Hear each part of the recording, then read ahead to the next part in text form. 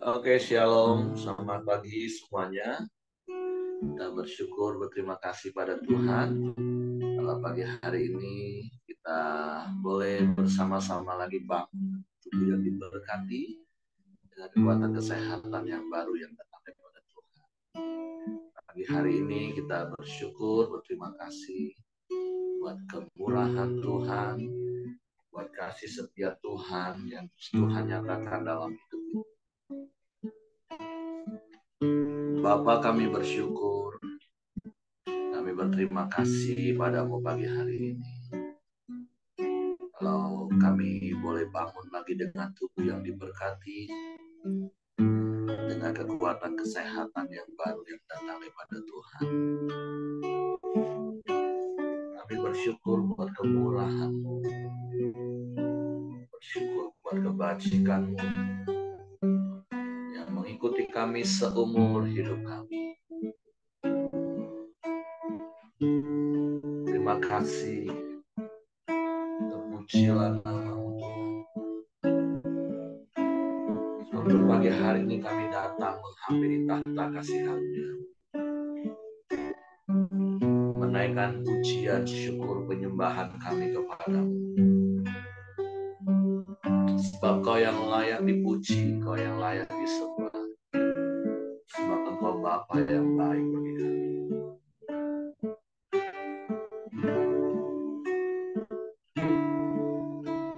Saat ku masuk ke hadirat-Mu, ku tersungkur dan sembah-Mu. Ku persembahkan beban syukurku yang terbaik bagimu. Sekali lagi katakan, satu masuk. Saat ku masuk ke hadirat-Mu, ku tersungkur dan sembah-Mu. Ku persembahkan korban syukurku yang terbaik bagimu. Ku bawa korban syukur ke tempat kudus-Mu Tuhan. Hatiku limpah dengan syukur, sebab Tuhan baik. Oh, sebab Tuhan baik.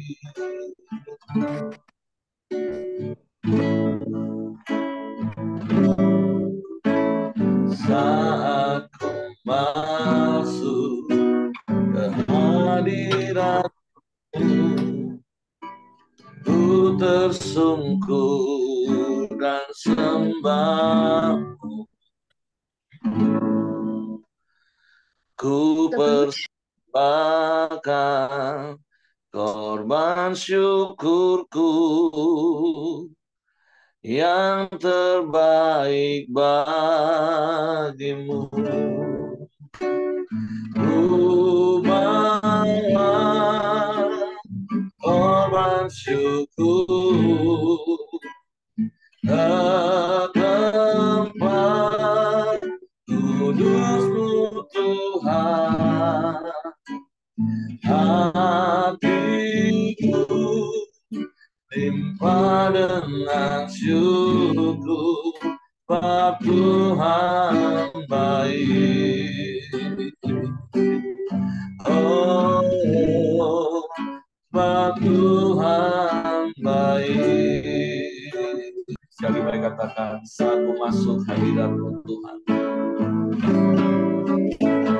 Saat ku masuk ke hadirat-Mu, ku tersungkur bersyukur dan sembah, ku persembahkan korban syukurku yang terbaik bagimu. Ku bawa korban syukur ke tempat kudus-Mu Tuhan. Hatiku limpah dengan syukur, sebab Tuhan baik selamanya. Ku bawa korban syukur ke tempat kudus-Mu Tuhan. Hatiku limpah dengan syukur, sebab Tuhan baik. Oh, sebab Tuhan baik. Oh, sebab Tuhan baik. Oh, sebab Tuhan baik.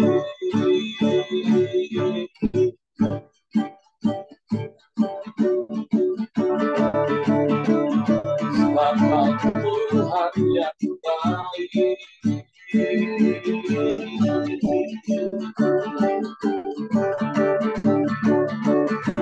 Kau sungguh baik.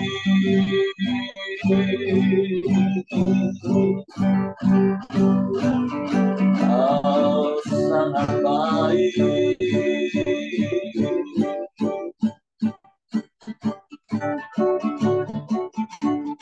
Sebab Engkau yang selalu baik bagi kami, selamanya Kau baik.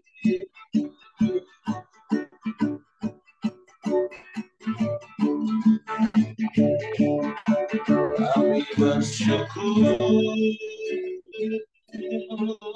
kami bersyukur, kami bersyukur kepadamu, sebab Kau Bapa yang baik.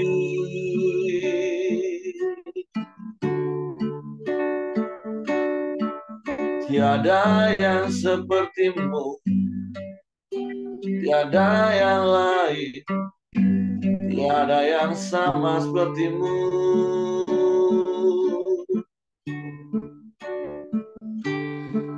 Hanya Kau satu-satunya, dan tidak ada yang lain yang patut disembah, yang layak dipuji, ditinggikan,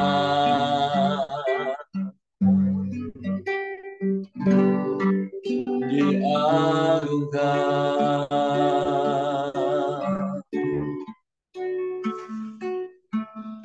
Sebab perbuatan-Mu ajaib, Tuhan. Sebab perbuatan-Mu besar dan mulia. Kami bersyukur.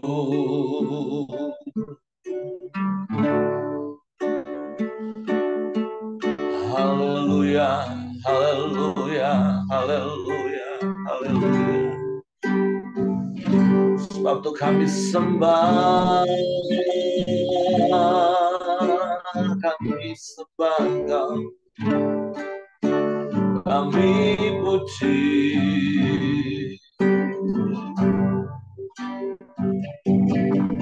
Kami muliakan nama-Mu, pujilah nama-Mu, Yesus.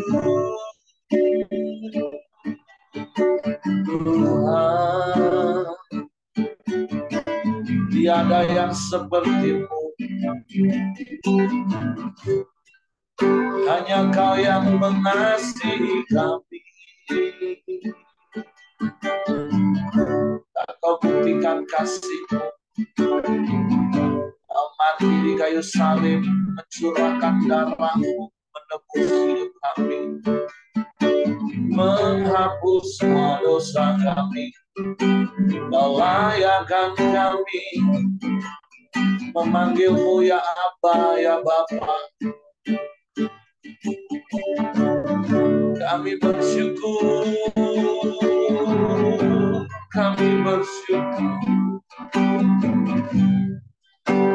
kami bersyukur.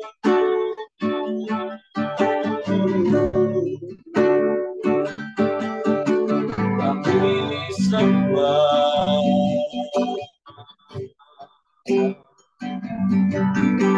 kami sembah.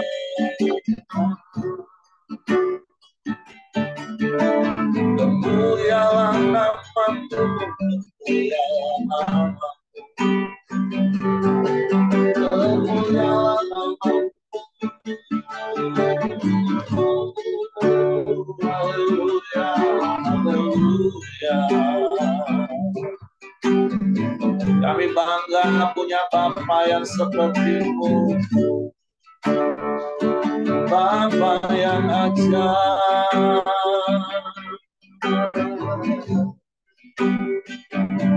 Bapa yang mulia.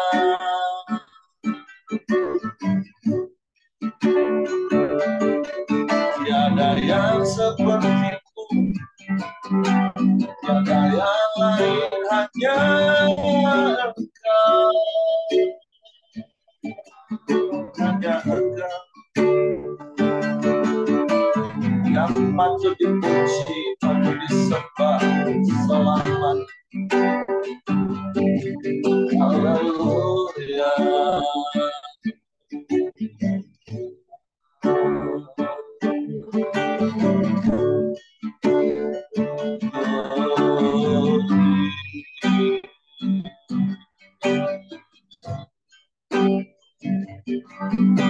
Terpujilah nama-Mu,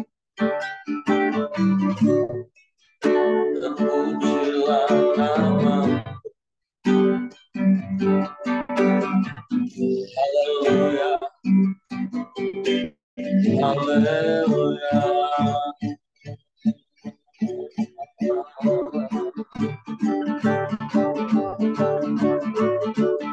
Mulialah nama-Mu Tuhan.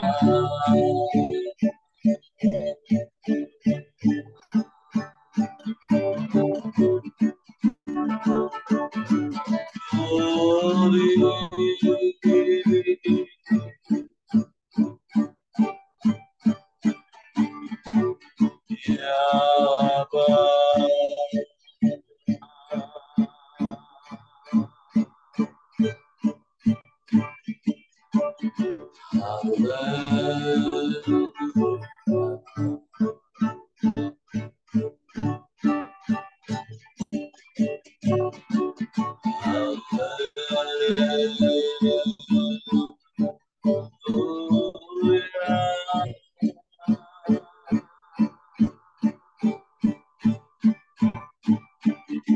sebab Engkaulah sumber kekuatan bagi kami, yang memampukan kami menanggung segala perkara yang Kau izinkan terjadi dalam hidup kami. Haleluya.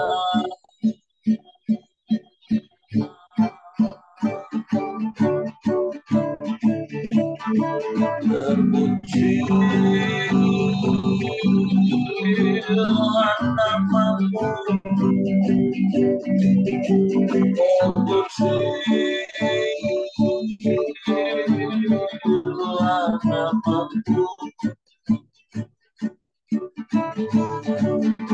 Kami sembah, kami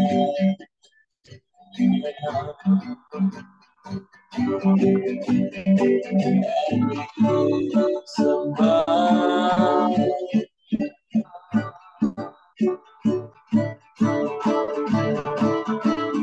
Engkau Tuhan, Engkau Tuhan, Engkau Tuhan.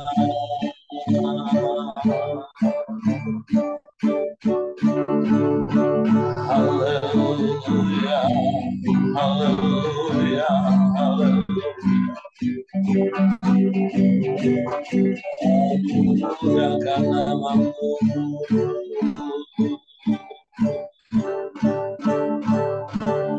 Engkau yang menopang kami, Engkau yang menjaga kami. Kami aman sampai hari ini, kami kuat sampai hari ini. Semua karena-Mu, semua karena-Mu Tuhan.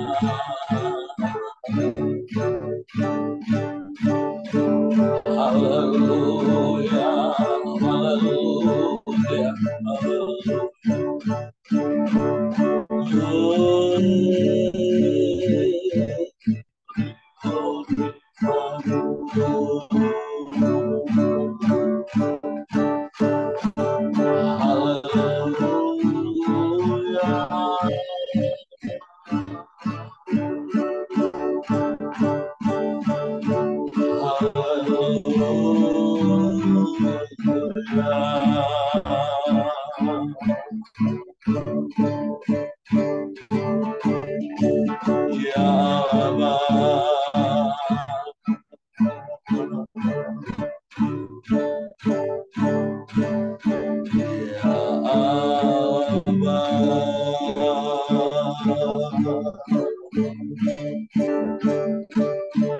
Allah yang dahsyat, Allah yang hebat, Allah yang luar biasa. Tiada yang mustahil bagimu. Sebab kami mau terus percaya janji firman-Mu. Sebab Engkau yang bertindak dan berperang ganti kami, beri kemenangan bagi kami. Haleluya.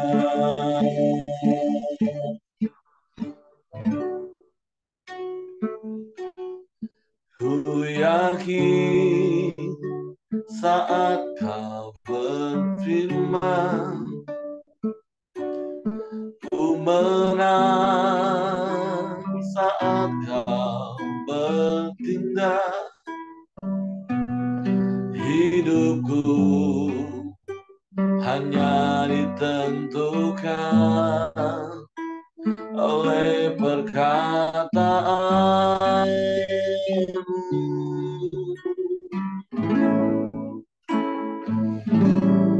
Ku aman karena Kau menjaga.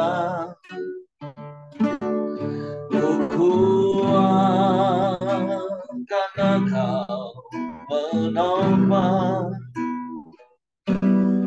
Hidupku hanya ditentukan oleh kuasa-Mu.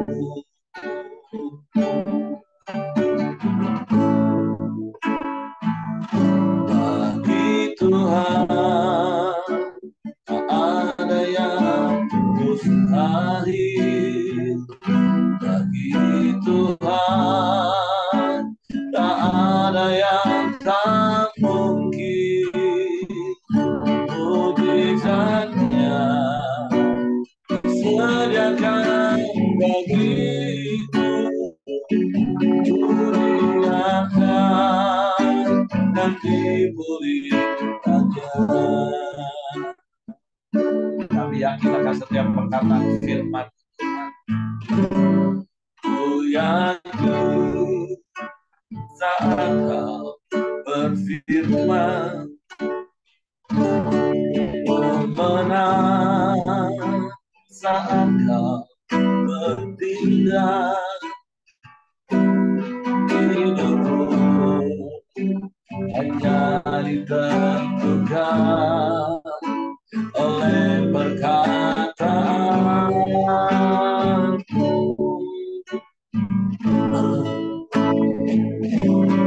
Ku aman karena kau menjaga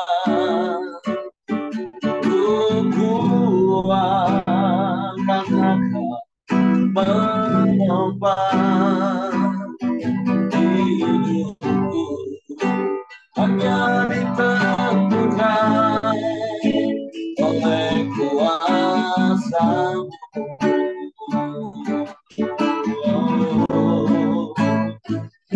Bagi Tuhan tak ada yang mustahil. Bagi Tuhan tak ada yang tak mungkin. Mujizatnya sediakan bagiku, dimuliakan dan dipulihkannya. Bagi Tuhan tak ada yang mustahil. Bagi Tuhan tak ada yang tak mungkin.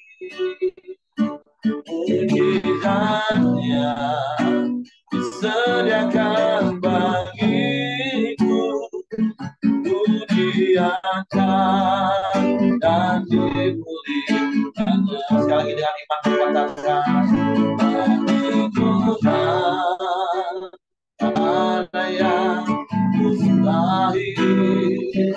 Bagi Tuhan tak ada yang tak mungkin. Mujizatnya disediakan bagiku, dimuliakan dan dipulihkannya. Dimuliakan dan dipulihkannya.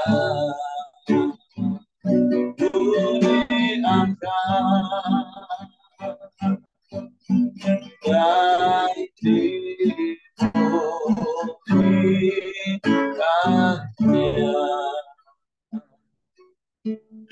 Tidak ada yang mustahil bagimu. Tidak ada yang mustahil bagi yang percaya akan firman, percaya kepadamu. Sebab engkau setia dan engkau pasti menggenapi janji firman bagi yang percaya dan melakukan firman. Sebab itu kami mau terus simpan firman, taruh firman-Mu dalam hati kami. Kami paham dan kami mengerti serta kami percaya firman, sehingga kami melakukan firman-Mu sebagai gaya hidup kami. Sebab itu pagi hari ini, biarlah firman-Mu terus ada tempat di hati kami, sehingga kami mengerti kebenaran, dan kebenaran itu memerdekakan hidup kami. Waktu pagi hari ini kami mau dengar firman-Mu. Roh Kudus, tolong kami untuk mengerti, untuk kami memahami firman-Mu, sehingga kami percaya firman-Mu dan kami melakukannya dalam hidup. Dalam nama Yesus kami sambut firman-Mu. Haleluya, haleluya. Amin. Oke, silakan Pak Ramli. Terima kasih Pak Eri. Selamat pagi Bapak Ibu dan teman-teman semua. Ya, kita akan terus melanjutkan renungan harian kita yang hari ini sampai di Ulangan 22. Ulangan 22 ini ada 3 perikop. Yang pertama tentang tolong-menolong, yang perikop kedua tentang berbagai-bagai peraturan, dan yang terakhir tentang hukum perkawinan. Saya akan bacakan mulai dari perikop yang pertama, ayat yang pertama, tentang tolong-menolong. Apabila engkau melihat bahwa lembu atau domba saudaramu tersesat, janganlah engkau pura-pura tidak tahu. Haruslah engkau benar-benar mengembalikannya kepada saudaramu itu. Dan apabila saudaramu itu tidak tinggal dekat denganmu dan engkau tidak mengenalnya, maka haruslah engkau membawa hewan itu ke dalam rumahmu dan haruslah itu tinggal padamu sampai saudaramu itu datang mencarinya. Engkau harus mengembalikannya kepadanya. Demikianlah harus kau perbuat dengan keledainya. Demikianlah kau perbuat dengan pakaiannya. Demikianlah kau perbuat dengan setiap barang yang hilang dari saudaramu dan yang kau temui. Tidak boleh engkau pura-pura tidak tahu. Apabila engkau melihat keledai saudaramu atau lembunya rebah di jalan, janganlah engkau pura-pura tidak tahu. Engkau harus benar-benar menolong, membangunkannya bersama-sama dengan saudaramu itu. Saya akan bacakan ayat berikutnya. Berbagai-bagai peraturan. Seorang perempuan janganlah memakai pakaian laki-laki, dan seorang laki-laki janganlah mengenakan pakaian perempuan, sebab setiap orang yang melakukan hal ini adalah kekejian bagi Tuhan Allahmu. Apabila engkau menemui di jalan sarang burung di salah satu pohon atau di tanah dengan anak-anak burung atau telur-telur di dalamnya, dan induknya sedang duduk mendekap anak-anak atau telur-telur itu, maka janganlah engkau mengambil induk itu bersama-sama dengan anak-anaknya. Setidak-tidaknya induk itu haruslah kau lepaskan, tetapi anak-anaknya boleh kau ambil. Maksudnya supaya baik keadaanmu dan lanjut umurmu. Apabila engkau mendirikan rumah yang baru, maka haruslah engkau memagari sotoh rumahmu, supaya jangan kau datangkan hutang darah kepada rumahmu itu apabila ada seorang jatuh dari atasnya. Janganlah kau taburi kebun anggurmu dengan dua jenis benih, supaya seluruh hasil benih yang kau taburkan dan hasil kebun anggurmu jangan menjadi milik tempat kudus. Janganlah engkau membajak dengan lembu dan keledai bersama-sama. Janganlah engkau memakai pakaian yang dua jenis bahannya, yakni bulu domba dan lenan bersama-sama. Haruslah engkau membuat tali yang terpilin pada keempat punca kain penutup tubuhmu. Ya, sementara itu dulu. Kalau kita kembali ke perikop yang pertama tentang tolong menolong, ya, kalau kita perhatikan ada hal yang menarik, ada kalimat janganlah engkau pura-pura tidak tahu, ya, dan itu diulang beberapa kali, kalau nggak salah diulang sampai 3 kali, ya. Di ayat yang ketiga juga ada, di ayat yang keempat juga ada, ya. Jadi apa namanya, perikop ini mengajarkan sebuah prinsip supaya kita sebagai anak-anak Tuhan, ya, ada prinsip yang sederhana tapi cukup penting ternyata, ya, kalau kita renungkan, ya, supaya kita tidak apa namanya, tidak terjebak atau tidak terperangkap kepada sebuah prinsip yang kelihatannya sederhana, kelihatannya ringan gitu, tetapi ternyata ini sebuah sikap yang Tuhan mau tidak ada di antara kita, yaitu sebuah prinsip jangan berpura-pura tidak tahu, ya. Kalau di perikop yang pertama kan dikatakan ketika kita melihat milik orang lain atau hewan orang lain yang di jalan, ya, sehingga kita pura-pura tidak tahu dengan maksud supaya kita tidak repot-repot untuk menolongnya, ya, tidak repot-repot terlibat dalam urusan tersebut, ya. Nah, kalau kita pikir-pikir, ya, kalau apa yang saya dapatkan dari perikop ini adalah, ya, ada sebuah perintah yang eh, harus kita pertimbangkan, yang harus kita pahami, bahwa kita diminta untuk bertanggung jawab juga, ya, menjaga milik atau eh, harta orang lain, ya, tentunya dengan hati nurani yang murni, ya, karena dikatakan di perjanjian baru, ya, kalau kita setia kepada harta orang lain, maka sesungguhnya kita akan memperoleh harta milik kita sendiri, ya. Jadi ada sebuah tanggung jawab untuk kalau memang kita tahu ya kita punya sebuah tanggung jawab untuk menjaga harta orang lain. Tapi yang ingin saya bagikan adalah bahwa prinsip ini perlu kita kembangkan bersama-sama supaya kita tidak memiliki hati yang pura-pura tidak tahu ya. Nah, saya akan teruskan dulu di perikop yang berikutnya, nanti kita simpulkan bersama-sama ya. Di perikop yang berikutnya, di ayat yang kelima sampai ayat yang ke-12 juga, saya kira cukup berhubungan dengan perikop yang pertama ya, masih tentang jangan berpura-pura ya. Misalnya ayat yang kelima ya, dikatakan seorang perempuan janganlah memakai pakaian laki-laki dan seorang laki-laki janganlah mengenakan pakaian perempuan ya. Tentu ini bisa berbagai macam, bisa ditafsirkan, bisa banyak tafsiran yang bisa dikembangkan dari ayat ini, tapi bisa juga kita mengerti bahwa ini adalah sebuah sebuah apa namanya ya, sebuah ajakan supaya kita tidak berpura-pura ya menjadi orang lain ya, sehingga kita tidak melakukan tanggung jawab pada diri kita sendiri. Kalau ayat yang ke-6 dan ayat yang ke-7 ya, eh, sebuah himbauan supaya kita tidak berpura-pura tidak tahu untuk memelihara kelangsungan sebuah kehidupan. Dalam hal ini dicontohkan sebagai kehidupan hewan burung ya. Ayat ke-8,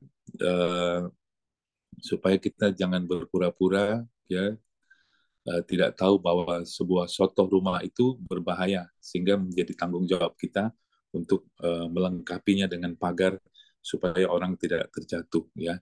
Dan ayat 9 sampai ayat yang ke-12 ya, itu bicara tentang kita harus tahu dan harus care, harus peduli tentang hukum-hukum Tuhan tentang sebuah kebun anggur dan bagaimana cara berpakaian. Jadi poin yang ingin saya bagikan kepada kita adalah bahwa eh, apa namanya, ternyata sikap berpura-pura ini hal yang penting yang diajarkan juga kepada kita ya, khususnya pada hari ini ya.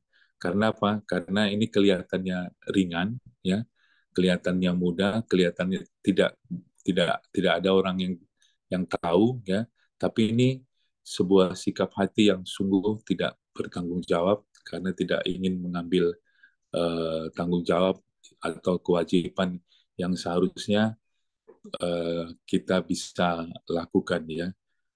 Jadi uh, kita pura-pura tidak tahu kalau ada orang di sekitar kita yang berkekurangan ya, atau ada orang yang butuh pertolongan, atau ada orang yang sakit, atau ada orang yang barusan dikeluarkan dari pekerjaannya atau apa saja ya, sehingga mungkin karena apa, karena ketidakinginan kita untuk direpotkan atau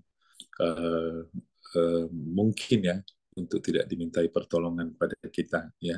Dari perikop ini kita belajar sebuah aturan yang Tuhan Tuhan berikan kepada kita, bahwa Tuhan tidak memberi tempat kepada kita terhadap sikap pura-pura ini ya, pura-pura tidak tahu, karena berpura-pura ini tentu merupakan sebuah kebohongan di dalam Tuhan ya. Jadi uh, ini yang bisa kita dapati dari prinsip ini ya. Mungkin nanti kita bisa diskusikan, bisa kita kembangkan. Tapi saya pribadi ya belajar apakah di dalam segala sesuatu ya saya ingin ambil tanggung jawab ya, melakukannya dengan hati nurani yang murni ya, dengan tulus ya, dengan ikhlas. Kalau di dalam ayat berikutnya ya, ayat yang ke-13 kita bacakan, hukum perkawinan ya. Apabila seseorang mengambil istri dan setelah menghampiri perempuan itu menjadi benci kepadanya, menuduhkan kepadanya perbuatan yang kurang senonoh dan membusukkan namanya dengan berkata, perempuan ini kuambil menjadi istriku, tetapi ketika ia kuhampiri tidak ada kudapati padanya tanda-tanda keperawanan. Maka haruslah ayah dan ibu gadis itu memperlihatkan tanda-tanda keperawanan gadis itu kepada para tua-tua kota di pintu gerbang. Dan ayah si gadis haruslah berkata kepada para tua-tua itu, aku telah memberikan anakku kepada laki-laki ini menjadi istrinya. lalu ia menjadi benci kepadanya. Dan ketahuilah, ia menuduhkan perbuatan yang kurang senonoh dengan berkata, tidak ada kudapati tanda-tanda keperawanan pada anakmu, tetapi inilah tanda-tanda keperawanan anakku itu. Lalu haruslah mereka membentangkan kain itu di depan para tua-tua kota. Maka haruslah para tua-tua kota itu mengambil laki-laki itu, menghajar dia, mendenda dia 100 sikal perak, dan memberikan perak itu kepada ayah si gadis, karena laki-laki itu telah membusukkan nama seorang perawan Israel. Perempuan itu haruslah tetap menjadi istrinya selama hidupnya. Tidak boleh laki-laki itu menyuruh dia pergi. Tetapi jika tuduhan itu benar dan tidak didapati tanda-tanda keperawanan pada si gadis, maka haruslah si gadis dibawa keluar ke depan pintu rumah ayahnya, dan orang-orang sekotanya haruslah melempari dia dengan batu sehingga mati. Sebab dia telah menodai orang Israel dengan bersundal di rumah ayahnya, demikianlah harus kau hapuskan yang jahat itu dari tengah-tengahmu. Apabila seseorang kedapatan tidur dengan seorang perempuan yang bersuami, maka haruslah keduanya dibunuh mati. Laki-laki yang telah tidur dengan perempuan itu dan perempuan itu juga. Demikian haruslah kau hapuskan yang jahat itu dari antara orang Israel. Apabila ada seorang gadis yang masih perawan dan yang sudah bertunangan, jika seorang laki-laki bertemu dengan dia di kota dan tidur dengan dia, maka haruslah mereka keduanya kamu bawa keluar ke pintu gerbang kota dan kamu lempari dengan batu sehingga mati. Gadis itu karena walaupun di kota ia tidak berteriak-teriak, dan laki-laki itu karena ia telah memperkosa istri sesamanya manusia. Demikianlah harus kau hapuskan yang jahat itu dari tengah-tengahmu. Ayat 25, tetapi jikalau di padang tetapi jikalau di padang laki-laki itu bertemu dengan gadis yang telah bertunangan itu, memaksa gadis itu tidur dengan dia, maka hanyalah laki-laki yang tidur dengan gadis itu yang harus mati. Tetapi gadis itu janganlah kau apa-apakan. Gadis itu tidak ada dosanya yang sepadan dengan hukuman mati. Sebab perkara ini sama dengan perkara seorang yang menyerang sesamanya manusia dan membunuhnya. Sebab laki-laki itu bertemu dengan dia di padang, walaupun gadis yang bertunangan itu berteriak-teriak, tetapi tidak ada yang datang menolongnya. Apabila seseorang bertemu dengan seorang gadis yang masih perawan dan belum bertunangan, memaksa gadis itu tidur dengan dia, dan keduanya kedapatan, maka haruslah laki-laki yang sudah tidur dengan gadis itu memberikan 50 sikal perak kepada ayah gadis itu, dan gadis itu haruslah menjadi istrinya, sebab laki-laki itu telah memperkosa dia. Selama hidupnya tidak boleh laki-laki itu menyuruh dia pergi. Seorang laki-laki janganlah mengambil istri ayahnya dan jangan menyingkap punca kain ayahnya. Ya, perikop yang terakhir ini berbicara tentang hukum perkawinan, ya, yang harus diperhatikan, ya, yang tentu saja walaupun hukumannya mungkin tidak sama lagi dengan yang sekarang, tetapi prinsipnya sangat berhubungan dengan kehidupan kita pada hari-hari ini, ya. Ini berbicara tentang hal-hal tentang seksualitas, ya, bahwa Tuhan punya hukum Tuhan bagi mereka yang mempermainkan hal-hal yang seksualitas, ya. Misalnya di dalam hal ini laki-laki yang meragukan keperawanan istrinya padahal sudah dinikahinya, ya. Atau mereka yang melakukan hubungan badan di luar pernikahan, baik karena suka sama suka ataupun karena paksaan, ya. Nah, prinsip yang saya dapatkan bahwa uh, mengapa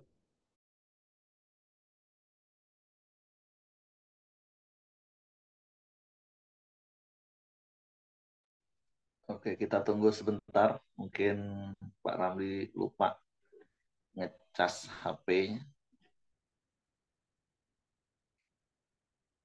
Ntar lagi kita sambung.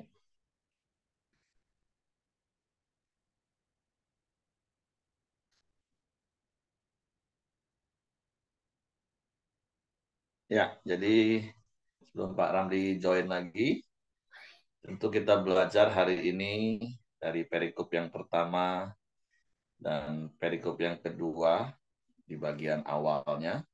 tentu seperti apa yang menjadi fokus kita tahun ini, menjadi umat yang murah hati, sama seperti Bapa kita murah hati. Nah, bagaimana kita harus tolong-menolong dalam seluruh aspek hidup kita tentu. Seperti berkali-kali saya katakan, kita murah hati itu bukan hanya bicara memberi materi, tapi murah hati itu adalah sebuah sikap hati, karakter yang banyak aplikasinya, yaitu mudah mengampuni, suka menolong orang lain dalam seluruh aspek tentu. Baik itu memberi nasihat, memberi waktu untuk mendengarkan masalah orang, memberikan tenaga untuk menolong, mengerjakan sesuatu, bahkan juga termasuk di dalamnya memberikan sesuatu untuk meringankan beban orang lain. Nah, dalam hal ini ada kata yang tadi Pak Ramli juga sudah katakan, firman Tuhan berulang-ulang menasehati. Jangan pura-pura nggak tahu. Karena memang di satu sisi mungkin ini dua hal yang berbeda dengan istilah, kan kita nggak boleh kepo, Pak. Ya, kepo itu dan pura-pura tidak tahu itu dua hal yang berbeda. Kalau kepo itu kan hanya sekedar pengen tahu, tapi nggak ada action. Atau NATO, no action, talk only. Nah, Tuhan mau mengajar kita menjadi orang-orang yang murah hati, orang-orang yang peduli, dan tentu sekali lagi khususnya orang-orang yang di sekeliling kita. Oke, Pak Ramli kayaknya sudah join. Silakan Pak Ramli, silakan dilanjut. Sorry. HP saya low bed. Saya udah Ya, colokan, rupanya nggak masuk ininya arusnya. Iya, oke, silakan. sorry. Ya, jadi saya kira itu saja. Maksudnya tentunya yang terakhir, poin yang terakhir yang ingin saya sampaikan tertinggal tadi, nanti boleh disambung Pak Heri, ya, bahwa Tuhan memerintahkan hukuman yang berat kepada hal-hal orang-orang yang mempermainkan hal-hal seksualitas ini, ya, karena tentu saja ya mengingatkan dan menegaskan kepada kita bahwa kekudusan hubungan antara laki-laki dengan perempuan itu adalah hal yang sangat serius, ya, yang tidak bisa dipermainkan, ya. Karena kita tahu bahwa hal-hal seksualitas itu adalah ciptaan Tuhan, ya, dan tujuannya indah. Oleh karena itu kita harus hargai, ya, kita harus hormati, ya. Dunia sekarang ini justru merendahkannya, menganggapnya mudah, menganggapnya gampang, ya. Nah, ini menjadi tantangan bagi kita, khususnya laki-laki, ya. Tidak gampang memang, tapi kita pasti bisa. One, two, three, yes, ya. Uh, saya kira itu saja Pak Iris. Sekali lagi sorry tadi ada gangguan teknis. Ya, saya kembalikan kepada Pak Iris untuk kita bisa saling diskusikan satu dengan yang lain. Terima kasih. Oke, terima kasih untuk Pak Ramli. Jadi sekali lagi seperti apa yang Pak Ramli tadi sudah sampaikan di awal, bicara perikop yang pertama dan yang kedua bagian awal tentunya, yuk jadilah pribadi yang murah hati. Kalau ada orang-orang di sekeliling kita memang perlu ditolong, jangan pura-pura tidak tahu. Sesuai dengan kapasitas dan kemampuan serta kasih karunia yang ada pada kita, marilah jadi pribadi yang murah hati. Tolong. Seperti contoh tadi katakan, kalau kita tahu itu punya siapa, ya langsung kasih. Nah, kalau kita nggak tahu ini lembu punya siapa, bawa ke rumah, dirawat, dikasih makan, oh itu kan nggak gampang. Kita harus ngurus punya orang. Tapi sekali lagi kata kunci dari perikop yang kita belajar hari ini adalah jadilah pribadi yang murah hati. Jangan pura-pura tidak tahu atau menutup mata dengan orang-orang di sekeliling kita. Yang berkali-kali yang saya katakan, mulailah dari Yerusalem kita, keluarga kita, suami peduli dengan kesulitan, kesusahan, kesibukan istri. Jangan pura-pura nggak tahu. Jangan pura-pura, aku juga capek, udah kerja seharian. Kita lihat istri kita masih mengerjakan banyak hal. Nah, dalam hal-hal kecil seperti itu, mulai terus dengan tetangga, saudara-saudara kita seiman, Nah, tentu sekali lagi kata kuncinya adalah jadilah orang yang murah hati, yang ringan tangan, suka menolong orang. Nah, kalau bicara tentang perkawinan, ya tentu seperti yang Pak Ramli tadi katakan, mungkin hukumannya enggak lagi seperti apa yang dicatat hari ini sampai dilempari. Tapi prinsipnya adalah kita memang harus menjaga kekudusan perkawinan itu sendiri. Sama seperti kalau kita baca di dalam kitab Ibrani pasal 13 ayat yang keempat. Firman Tuhan mengingatkan kita, hendaklah kamu semua penuh hormat terhadap perkawinan, dan janganlah kamu mencemarkan tempat tidur, sebab orang-orang sundal dan berzina akan dihakimi Allah. Nah, di tengah-tengah situasi dunia yang jahat hari-hari ini, yang banyak kali terjadi yang namanya degradasi moral, bahkan degradasi iman, banyak orang yang menganggap pernikahan itu nggak sakral lagi. Tapi ya memang firman Tuhan sudah ngomong juga kan, bahwa pada hari-hari terakhir akan datang masa seperti Sodom dan Gomora, akan datang masa seperti zaman Nuh, orang kawin dan mengawinkan, atau lebih tepatnya kawin cerai. Tapi tentunya bagi kita hari ini, mari kita benar-benar jaga perkawinan kita, jaga pernikahan kita di dalam kekudusan Tuhan. Seperti yang kita belajar kemarin, jangan sampai ada cinta yang lain. Karena ketika ada cinta yang lain, udah pasti kita akan berlaku tidak adil. Dan itu adalah kekejian bagi Tuhan. Jadi itu saja yang saya tambahkan dari apa yang Pak Ramli sampaikan. Jadi hari ini dua hal yang Tuhan ingatkan kita, jadilah pribadi yang murah hati, dan yang kedua, mari jaga pernikahan. Oke, Kak Simon mau tambahkan sesuatu? Iya, pagi semua. Ya, saya mau menambahkan sedikit tentang tolong menolong ya. Jadi kalau Heri tadi bilang kalau untuk suami istri memang tidak boleh berpura-pura ya. Tidak ada yang istilahnya bisa dibiarkan, tidak bisa. Tetapi ya kan kalau di luar ini kan kadang-kadang kita orang Kristen ini sering diberikan firman, baik sih niat kita untuk menolong orang. Tetapi harus hati-hati, terutama kalau di jalan. Hari-hari ini kan begitu banyak dan marak ya. Cara orang untuk bagaimana ya, menipu, baik pun merampok ya. Nah, di jalan ada yang pura-pura kecelakaan ya, pura-pura kecaban. Nah, kita harus berhikmat, ya kan? Nah, kalau kita sering kadang-kadang di gereja selalu diajar ya, ini kan saya juga udah menjadi korban.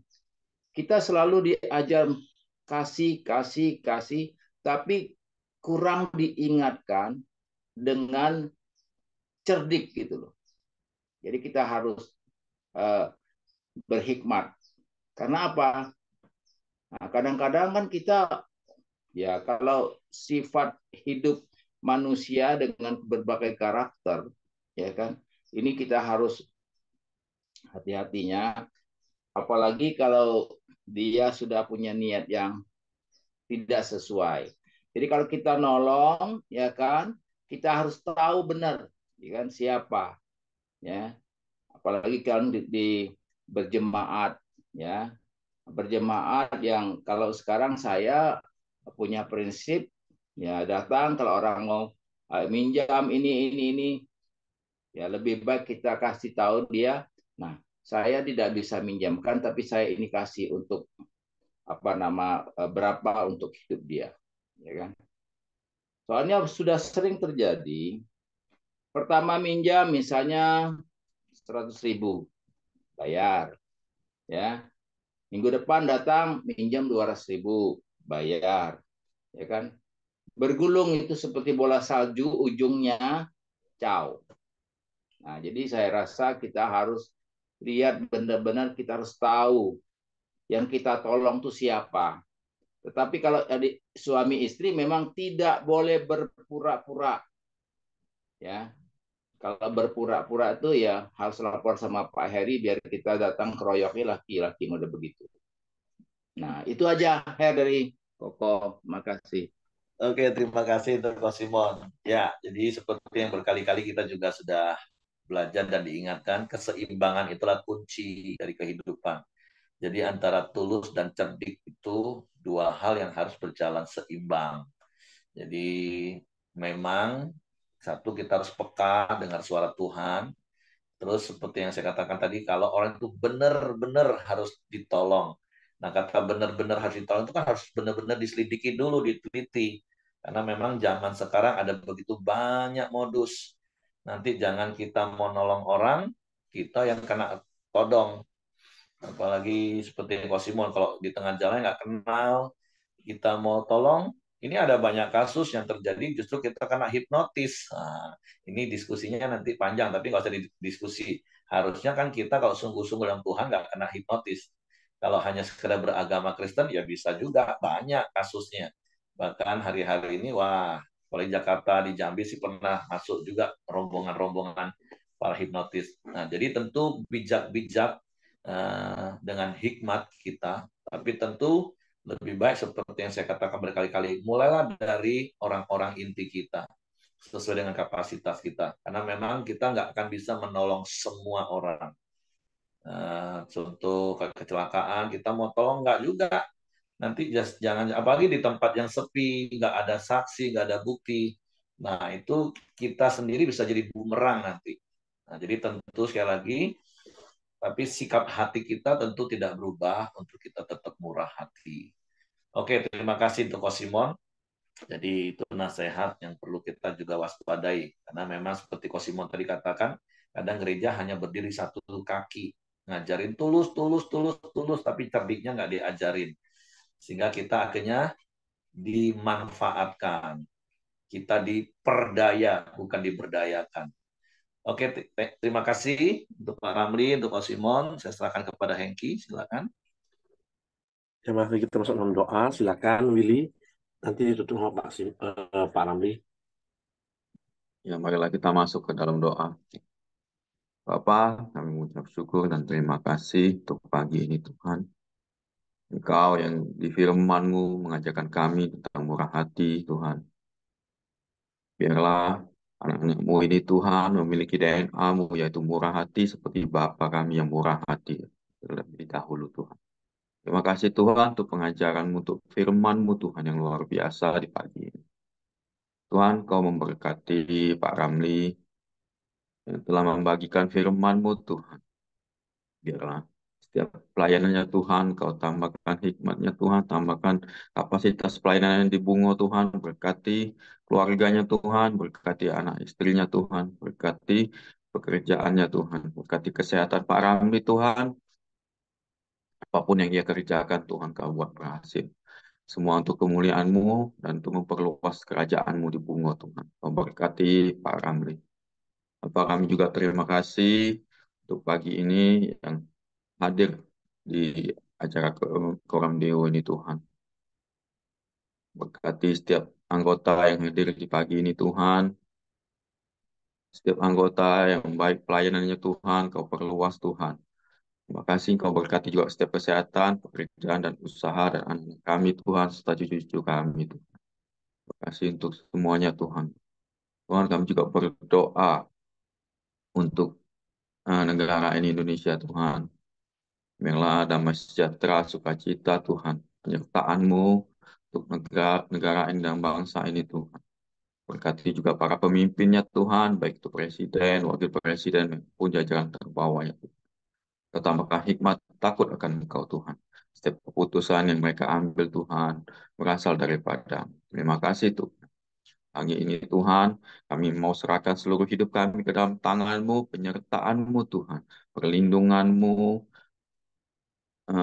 kami serahkan semuanya ke dalam tangan. Marilah kita masuk ke dalam doa Bapa kami. Bapa kami yang ada di surga, dikuduskanlah nama-Mu. Datanglah kerajaan-Mu, jadilah kehendak-Mu di bumi seperti di surga. Berikanlah kami pada hari ini makanan kami yang secukupnya.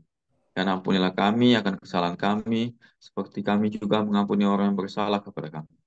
Dan janganlah membawa kami ke dalam pencobaan, tapi lepaskanlah kami daripada yang jahat. Karena Engkau yang punya kerajaan, dan kuasa, dan kemuliaan sampai selama-lamanya. Amin. Bapa, kami bersyukur untuk persekutuan kami pada hari ini bersama-sama dengan saudara seiman, persekutuan kami bersama-sama dengan Engkau. Kami telah menaikkan hormat, pujian, dan syukur kami kepadamu. Kami telah menaikkan doa-doa kami dan kami telah mendengarkan sharing daripada firman-Mu. Terima kasih hari ini Kau mengajar dan mengingatkan kami supaya kami terus menjadi pribadi yang murah hati, dan kami menjauhkan sikap pura-pura tidak tahu di dalam kehidupan kami, Tuhan. Kami juga belajar untuk menghormati kekudusan pernikahan kami, Tuhan. Terima kasih Tuhan, kami mau praktekkan kebenaran firman-Mu sepanjang hari ini dan sepanjang kehidupan kami, dan kami percaya Tuhan memberkati kami. Oleh karena itu, hari ini kami serahkan hidup kami ke dalam tangan Tuhan. Biarlah kiranya Tuhan yang menolong, memberkati, menyertai, menuntun, dan mengajari, memimpin seluruh aktivitas kami apapun yang kami lakukan, baik dalam bisnis, pekerjaan kami, maupun di dalam pelayanan kami, terlebih-lebih di tengah-tengah keluarga kami, Tuhan. Terima kasih Tuhan, terpuji nama-Mu, kami mau terima berkat-Mu, berkat kasih karunia daripada Allah Bapa dan berkat damai sejahtera daripada Tuhan Yesus serta persekutuan bersama Allah Roh Kudus menyertai kami hari ini sampai selama-lamanya. Di dalam nama Tuhan Yesus kami bersyukur, kami sudah berdoa. Haleluya. Amin. Oke, semangat pagi, selamat beraktivitas, Tuhan memberkati.